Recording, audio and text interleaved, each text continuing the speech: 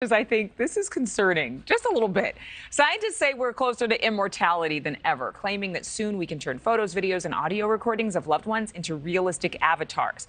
The tech guru who tweeted this garnering more than 10 million views, saying there's a 100% chance the deceased will be able to live with us as long as we're living. Maybe that'll happen by the end of this year. Joining me right now, Shelly Palmer, professor of advanced media at Newhouse School of Public Communications. Okay, one of the projects, there's a number of different innovative companies working on this, is called Live Forever. And it really is taking our consciousness or our loved ones' consciousness and making it into, what, an AI-invented replica? No, this is pseudoscience at its very best, and actually it's fairly misunderstood.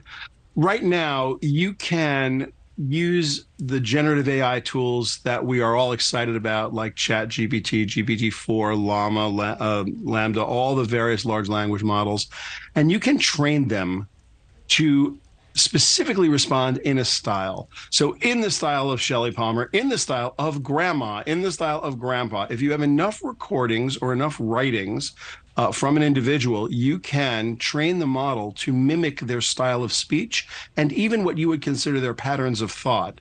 If you have a recording of them, like if there's a bunch of YouTube videos, or if you just take your phone and record your grandma for a couple hours, you don't really need a couple hours, it can be a couple of minutes, you can clone her voice, and it will be an incredibly good clone. The more recording you have, the more training that can be done, the better the model's going to be. So what you have is something that is kind of a little spooky reflection of grandma, but it's not grandma. It's not her consciousness being moved from place to place. Yeah. We don't know what consciousness is. There is no definition of it, which is why there's metaphysics and physics, which is why there's spirituality and science. These are two different things, and they don't really intersect.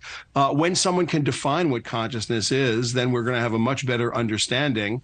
We haven't figured out an agreed upon definition of intelligence. One of the things that the large language models don't do well is they don't plan.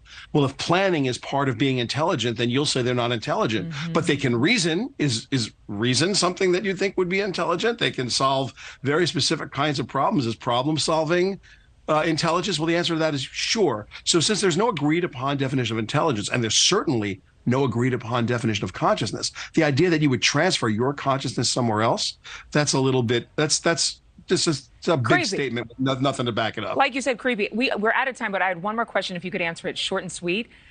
Do you think that a lot of this technology is based on the inventors' own desires for resolving their grief and the trauma that they experience from losing a loved one?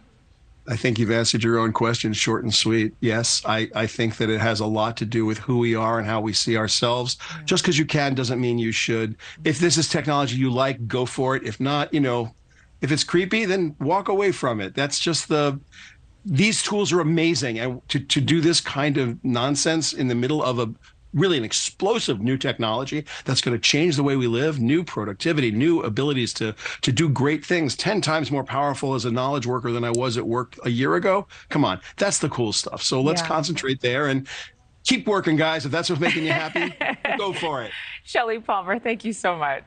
All right. Thank you for watching. Go to newsnationnow.com to find News Nation on your television provider. And don't forget to click the red subscribe button below to get more of News Nation's fact-driven, unbiased coverage.